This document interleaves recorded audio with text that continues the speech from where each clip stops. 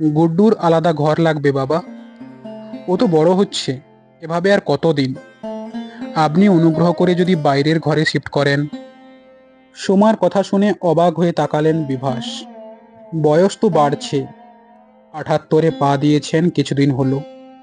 বাইরের ঘর মানে সোফা কাম বেড দিতে কিভাবে পারবেন? অথচ গুড্ডুর প্রয়োজনটাও ফেলে দেওয়ার নয়। সত্যি তো, 5-এ উঠল, যদিও তৃতীয় একটি বেডরুম আছে, যা সমান নিজস্ব, ব্যক্তিগত জিনিসে ভর্তি। রাত 2টো অবধি সেখানে কি সব খুটখাট করে সে ল্যাপটপে। সেখানে কি ব্যবস্থা করা যেত না? কিছুই বললেন না বিভাস। যদিও ফ্ল্যাটের মালিক তিনি, মোটা টাকা পেনশন পান, সংসারের সিংহভাগ খরচ তিনিই করেন, বিভাসের নামে সমস্ত ব্যাংক ব্যালেন্সও। তাই কারো কাছে হাত পাতার প্রয়োজন নেই তার। তবুও কিছু কিছু কথা না বলাই সৌজন্যতা। নিজের ছেলে, বৌমা, নাতি একসঙ্গে থাকছেন, এতেই মাঝে মাঝে সংকোচ হয় তার। রাগ করে ওরা চলে গেলে তার আর রইল কি? যুথিকা তো মাঝ জীবনে তাকে একলা ফেলে চলে গেলেন। তারপর থেকে এদের সাথে জড়িয়ে রয়েছেন। স্কুল থেকে ফেরার পর নতুন ব্যবস্থার কথা শুনে গুড্ডুর প্রতিক্রিয়া দেখে বিভাসও অবাক। এটা কেমন ব্যবস্থা মা? কেন, তুই যে বললি? হ্যাঁ বলেছি, কিন্তু আমি কি বলেছি তুমি বোঝনি।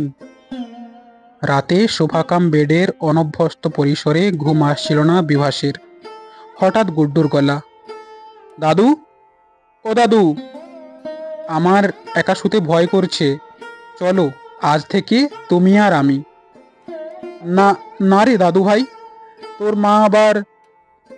আমি থাকতে তোমার কোনো ভয় নেই দাদু। এ নিয়ে আর একটাও কথা নয়।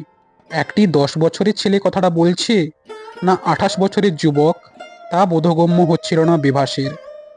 অবাক হতেও ভুলে যাচ্ছেন। চোখ দুটো এত বেইমানি করলে তো মুশকিল। ঘুমন্ত গুড্ডুর পাশে শুয়ে পশু আর বাধা মানল না বিভাসের। অবহেলায় এক ফোঁটাও কান্না আসেনি তার কোনোদিন। কিন্তু ভালোবাসার সঙ্গে কে আর কবে জিততে পেরেছে? এখন বিভাসের 85 চলছে। বয়সের ভারে নুজ্জ দেহ মন দুটোই। একজন সেবিকার আর এক রাঁধুনি তত্ত্বাবধানে একা থাকেন। বাজার ঘাট রাঁধুনি করে, সাথে গোটা সংসারের দেখভাল। বিভাস কিছুই আর পারেন না।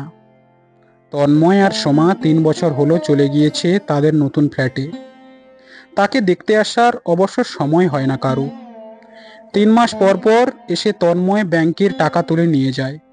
5 বছর পর পড়াশোনা শেষ করে আজ গুড্ডু আমেরিকা থেকে ফিরছে শুনেছিলেন আগেই। করব না ভেবেই ফোন করেছিলেন সোমাকে। গুড্ডুকে একবার দেখার ইচ্ছে প্রকাশ করে। যদিও যাওয়ার ইচ্ছা এক কথায় নাকচ করে দিয়েছে সোমা। অত দূর থেকে আসছে, ছেলেটাকে কদিন থিতু হতে দিন বাবা। নাতিকে দেখার দিন তো আর আপনার পালিয়ে যাচ্ছে না। মনটা খারাপ তাই বিভাসের। একটা বই পড়ার চেষ্টা করলেন, রেখে দিলেন। চোখে অনেকদিন ছানি পড়েছে, একা যেতে পারেন না, কেউ নিয়ে যাবে না জানেন। কাকে বা বলবেন? কারো সময় নেই, সবাই নিজেদেরকে নিয়ে ব্যস্ত। বেলটা বেজে উঠল না। কে এলো এমন সময়ে? সকাল তো 8টা সবে, রান্নার মাসি 9টায় আসে। দেখো তো সাবিত্রী, কে এলো? দাদাই, দাদাই। কি শুনলেন? পড়ে যাবেন যে খাট থেকে। গুড্ডুর গলা না? 28 বছরের না 10 বছরের, সেটা বোধগম্য হচ্ছে না বিভাসের। ওরে ছাড় ছাড়, আগে দেখি তোকে ভালো করে, কেমন সাহেব হয়েছিস। হ্যাঁ রে, মেম সাহেব বউ আনবি নাকি আমার জন্য? চোখে এত জল কোথায় যে থাকে, কই কখনো তো দেখতে পান না। হ্যাঁ রে, বাবা মা কই? ওরা আনতে যায়নি তোকে? গিয়েছে। আমি ওদের চোখ এড়িয়ে উবের নিয়ে পালিয়ে এলাম। ভয় নেই, মেসেজ করে দিয়েছি, আগে আমি আমার দাদাইয়ের কাছে আসব, তারপর কথা। থমথমে মুখে সিঁড়ি দিয়ে উঠছিল তন্ময় আর সোমা। পুরনো আমলের ফ্ল্যাট বাড়ি, লিফট নেই। বেলের আওয়াজ শুনে সাবিত্রী দরজা খুলেছে। বৌদি, আপনারা? গুড্ডু কই? ওর দাদুর ঘরে। ঘরের দরজা ঠেলে ঢুকতে গিয়ে থমকে গেল সোমা। দরজার ফাঁক দিয়ে দেখলো দাদুর বুকে মাথা রেখে চোখ বুজে দাদুর আদর খাচ্ছে তার গুড্ডু। দাদু ওর মাথায়, পিঠে, শরীরে, চুলে হাত বুলিয়ে দিচ্ছে। দাদু, ঠিক মতো দেখতেও তো পাও না তুমি। মোবাইলে আমার ছবি দেখে বলছো এটা কার ছবি? চোখের ছানি কেউ কাটাতে নিয়ে যায়নি? না রে, লাগবে না, আমি নিয়ে যাব। দিন দুই সময় দাও, জেট ল্যাগটা কাটিয়েই। কি রে গুড্ডু, তুই এখানে চলে এলি, তোর জন্য কত রকম রান্না করেছি, বাড়িতে চল আগে। আমি এখানেই থাকবো, এটাই আমার নিজের বাড়ি, দাদুর কাছে। অদ্ভুত এক হিম ঠান্ডা চোখে তাকালো গুড্ডু। তোমরা চলে যাও, বিকেলে গিয়ে দেখা করব, এখন স্নান করে ঘুমোবো। হতভম্ব সোমার সামনে দিয়ে ট্রলি ব্যাগ দুখানা টেনে নিয়ে পাশের রুমে চলে গিয়ে দরজা বন্ধ করে দিল গুড্ডু। নমস্কার বন্ধুরা, আমি তোমাদের সব্বার বন্ধু অনিমেষ। এতক্ষণ এই গল্পটা পাঠ করে তোমাদের শোনালাম। গল্পটা কেমন লাগলো প্লিজ কমেন্ট বক্সে কমেন্ট করে জানাতে ভুলো না।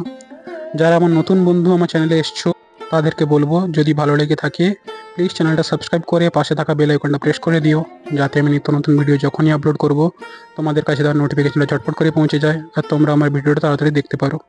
আর যারা আমার পুরানো বন্ধু তাদেরকে অসংখ্য অসংখ্য ধন্যবাদ আমার পাশে থাকার জন্য, আমাকে কন্টিনিউয়াসলি সাপোর্ট করার জন্য। Thank you very much all of you guys for your kind support and love. সবাই খুব ভালো থাকো, সুস্থ থাকো, আবার দেখা হচ্ছে নেক্সট ভিডিওতে। Till then tata, bye bye, love you all.